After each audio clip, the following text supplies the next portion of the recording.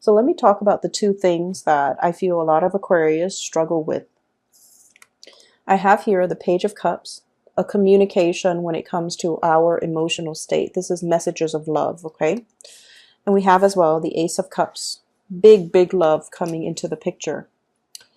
What these two cards denote to me is this is definitely the latter part of uh, because it's a water element, which is not a realm that you are comfortable in.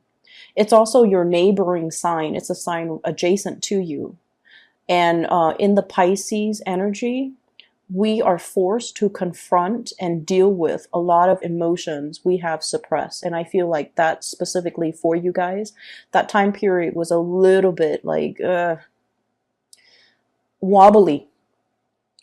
And now that we're shifting into the element of fire, where people are very direct, where you're being very direct about how you feel about people, where you're communicating in a very blunt and direct way, where you had time, especially with the Mercury retrograde at the very beginning of the month, to really, really see a situation for what it is and to really make sense of it and to really understand things. You're coming out of this with a lot more clarity. So the spread itself is all about communication and all about, that the gestures of love. How does this other person feel about me? How do I feel about them, etc., etc. Okay. So you have a love here. You definitely carry a really big container of love, okay? Your emotions, it's on the offing and it's being made to another person is what I'm seeing here. And I feel like there is immense, immense, immense attraction between you and the other person. We have the Strength card, and this is a card about, especially in this deck, it's two people who are very different, okay? Two different species, two people that dwell from different environments. This is not so much about, lust and things like that. This is more about having a kindred connection with another person that you really, really, really trust. Okay? I mean, the lion can bite her at any time. And, God knows what she can do to the lion, right? Animals are very afraid of us. And when we encounter one another in the wild, it can be very unpredictable. Okay, we have like modern, weapons, and I feel like animals are just really, really afraid of us. But they're also they work on their instincts. They can smell fear. They're also really, really good at recognizing a good person and a bad person. So what I feel with this card is you might be dealing with somebody who is very much operating from the base chakra, and the base chakra deals with fight or flight responses. It deals with like the instincts, okay, the carnal instincts. So you're dealing with somebody who not only is there a lot of trust, there's like a great deal of trust. There's also this concept about like not having to communicate, okay? They're just looking at each other. And then this card, likewise, they're just looking at each other. Okay, so I feel like this sense of flirtatiousness where you can look at somebody across the room, they look at you, you look at them, and it's like instant chemistry. But the Seven of Coins is something that has been built up over time. So it's like attraction that has been built up over time. There's a lot of mutual respect that's built up over time. Okay, mutual respect of the other person towards you, of you towards the other person, is very mutually reciprocated. So you like their work ethics. They like your work ethics. You like the way they talk. They like the way you talk. You like the way they dress. They like the way you dress. So I feel like it's, reciprocal in a way where two people are definitely a very good match. So this Ace of Cups, emotions are overflowing, okay? It's just like overflowing. It could stir up a lot of dormant emotions within you. It can also stir up a lot of dormant passion within you because you have suppressed a lot of it throughout your life, you have really, really, really, really just like every time you feel something, it makes you uncomfortable, you suppress it, you push it further down. And I feel like you're dealing with somebody that stirs up a lot of these emotions, but the emotions are being released in a very good way. Okay, it's finding an outlet for something. It's being able to identify something. It's being able to kind of give something a name that you didn't know the name of before. Okay, so it's almost like being able to identify something and recognizing something that has been very elusive for you in the past. Okay, so I'm seeing this outpouring of emotions, and it's a lot of it is very, very positive. So we have here somebody is going to be beelining it for you. They're clearing their path in order to come towards you. And this is somebody that is they have a lot of suitors. Okay, there's nothing wrong with that. But look at all those love letters. This is someone who's also very hopelessly romantic. Okay, they've dated a lot. Okay, not that there's anything wrong with that. They were out there putting their heart out there, trying to find the right person that they feel is a good match for them. They might also be very, very career focused, that they might be a little bit emotionally underdeveloped. Okay. What that means to me is it's somebody that doesn't really express how they feel. It's somebody that, gets things done, but then let's not talk about it. They do whatever that needs to be done. And they don't have to, sit there and have these discussions and talk about feelings and, beat a dead horse, right? And that's right up your alley because the realm of emotions is uncomfortable for you. Unless you really know somebody really, really well, then you can open up. But even then, the depth in which you open up, you don't want to sit there and have like an hour-long conversation how to fix a relationship, how to repair things. It's not a good use of time in your book. And I feel like this person is right up your alley because they're the same way. Okay? They communicate facts and ideas. They don't communicate emotions.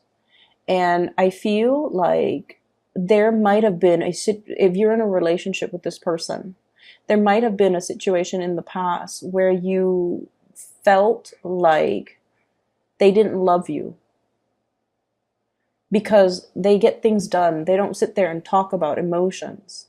And so there might have been times in the past where you felt like the love wasn't there, or you felt like it was a practical relationship, where you felt like you needed more outpouring of love or more of a gesture towards you. You might have walked away from this person because of some misunderstanding regarding the give and take in the relationship. And I feel like they saw that and they didn't want you to, walk away. And I feel like belatedly they came back in and told you how they felt. And they gave you just enough to avert you walking away. And I feel like there's a lot more under the surface. Everything is very subterranean. There's a lot more under the surface, okay? This is like the practical responsibilities, How was your day? Doing the work to maintain a relationship. But underneath it is this really amazing outpouring of love that no one is talking about. And because you don't express how you feel, the other person felt like you don't need it. So they never express how they feel because, this is mirroring energy right here. But once you express how you feel, then there's this major, massive floodgate that opens and everything just overflows. And so you have to kind of reform the way in which you communicate with another person, okay? Sometimes we have to sit there and sit through that hour-long conversation about these really embarrassing, cheesy topics. And it's uncomfortable, but we have to do it. It's kind of like, the necessary maintenance in a relationship. And then I'm also feeling as well, there's a situation here where you are attracted to another person that might already be involved. Okay. And you feel like this. This is somebody who's doing their own thing despite what everybody tells them. Your friends, your family might tell you, what are you doing? Why are you dating this person? Or why are you after this person? And the Aquarius person, the more someone tells you, like the more someone tries to control you, the more stubborn you get. The more someone tells you not to do something, the more you want to do it just to be rebellious. Okay, this is like heeding your own inner calling despite the opposition, despite what other people tell you. You have this deep innate sense of knowing that you know to be true. And it's almost like I know this person is meant for me, and everyone around me could tell me, oh, they're not a good person, blah, blah, blah. You're not going to listen to it. You're going to listen to your own calling. Okay. We have as well the Three of Coins. Okay. So let me talk about this energy. There is a excuse me. There is a situation in your work environment where this energy is playing out. And I feel like there's a great deal of teamwork that's required in a work situation. And this came out in the first half of the month reading for you, Three of Pentacles, building something together, collaborating, everybody contributes so that the whole situation, it's like the cogs in the machine all have to work together in order to get the big machine up and running. Everyone needs to be where they're supposed to be. Everyone needs to contribute their equal share in order to move the situation along. Teamwork, collaboration. And you're coming to the realization too that as independent as you are, you might not have all the answers. And so the need to work as a team, the need to share resources, and the need to share ideas, it's something that you're learning for this latter part of March. It began at the beginning of March, but you're really seeing the merits in it. Okay. You're really beginning to see that I don't have to stubbornly do something just because everyone told me not to. Maybe they're telling me not to, mainly because it can create a lot of discord and chaos in an environment. And I need to be a little bit more sensitive to it, and more sensitive to other people's needs, and more not complacent, but compliant with everybody else's needs and everybody else's expectations. It's not you conforming, or it's not you, what is the word? Settling. It has nothing to do with settling or, doing something just to go with the crowd. It has nothing to do with that. It is you coming into this sense of being loved, where you feel like, you know what, if everybody else is there looking out for my interests, I need to also look out for their interests. So you're definitely holding the people very, very close to your heart, and you're at a point where you're able to open up. You're not rebellious anymore. You're collaborating, you're cooperating, and you're not trying to make things difficult for other people anymore. In the past, you might have been that, elusive crab, okay? Everyone wants a piece of you. And because of that elusiveness, it makes you really, really highly sought after, because everyone wants to capture that one thing that they can't possess. But now you're at a point where you're just like, I don't need to do that anymore. I'm in a safe environment.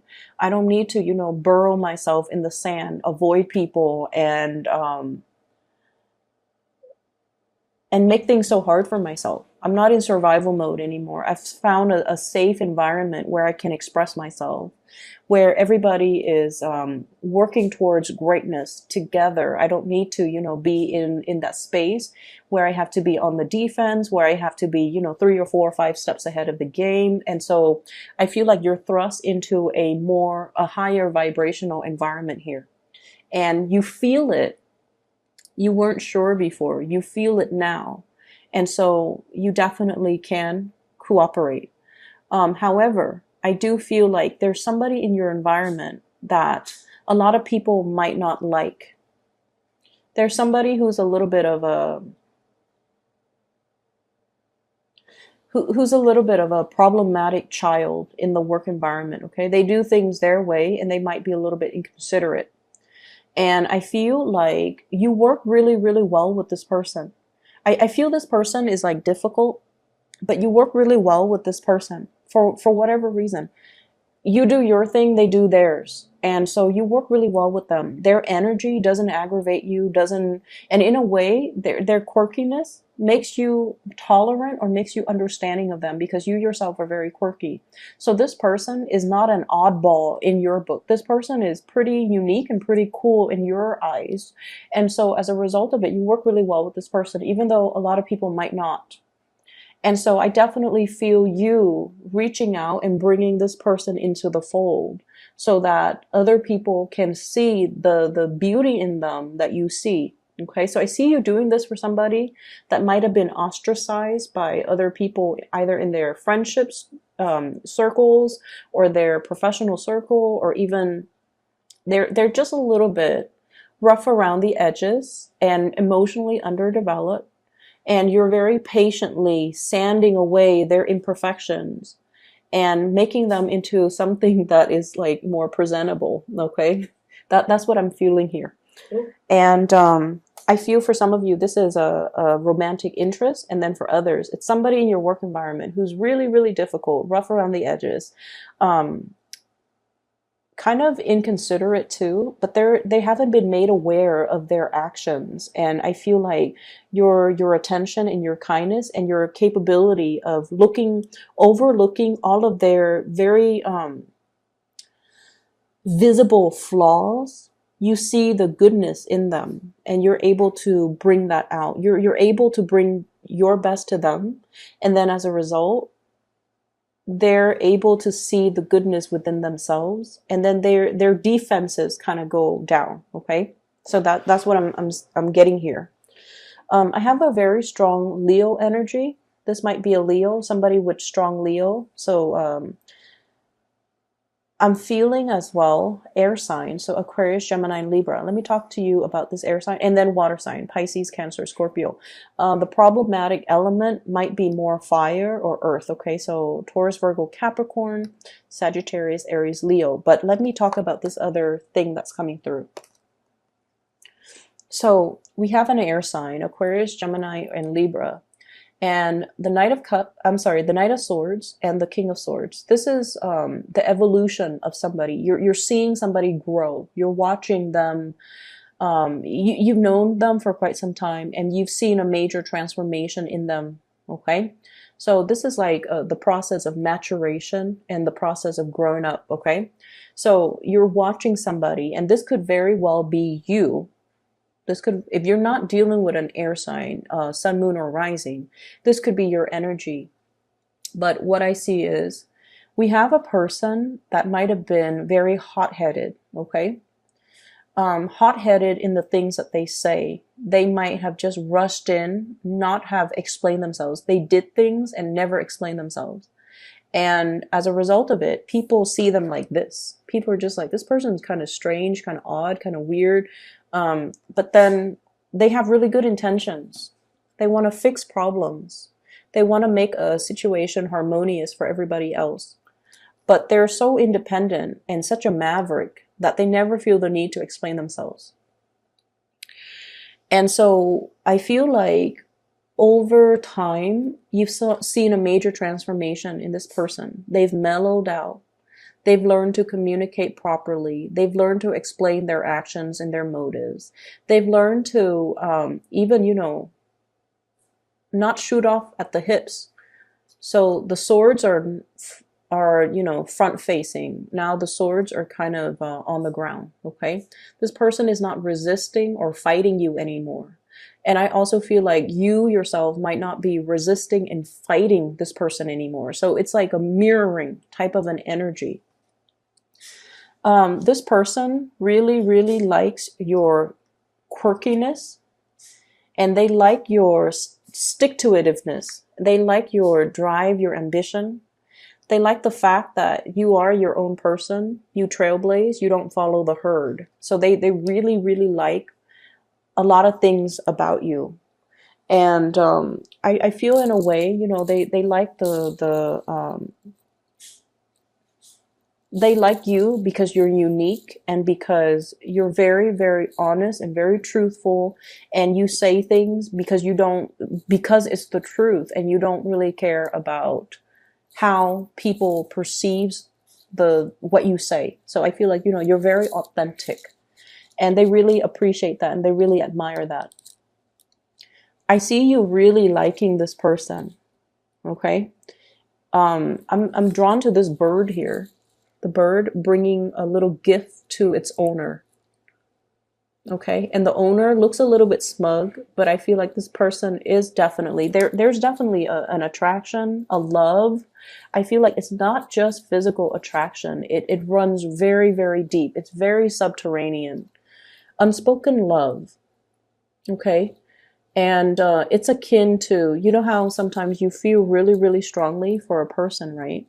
And you're just like, I really like that person. And then one day you wake up and you're just like, wow, I really love that person. Like recognizing love after many, many months, after many, many years, recognizing that what it is I'm in love with this person. So I feel many of you are coming to that realization, like, I really love this person. I really want to be with this person. I definitely have been fighting the whole concept of marriage, institutionalized marriage, something that society expects of me, but you know, I never saw the merit in it before. And then fighting the cooperation and the collaboration, and fighting the attraction and fighting the feelings. And you just come into this month where you're just like, this is what I'm really feeling. You're aware, you're made aware of your emotions. It has a lot to do with the retrograde energy. Okay. It has a lot to do with that. Mercury retrogrades are times where we can internally problem solve. And especially for you guys, during this whole, you know, Piscean period, you were forced to face head on your emotions. You were forced to deal with these really uncomfortable topics and these emotions that have been stirred up within you. And now you're able to accept things for what they are, and you stop fighting it, which is really good, Aquarius. I'm glad to see that for you. On the other hand, we have here a water sign. And this is Scorpio, Pisces, Cancer. This is somebody that is really, really waiting for you. They're just like in constant wait. Okay, they're made to wait. They're always waiting, and their love is very, very pure.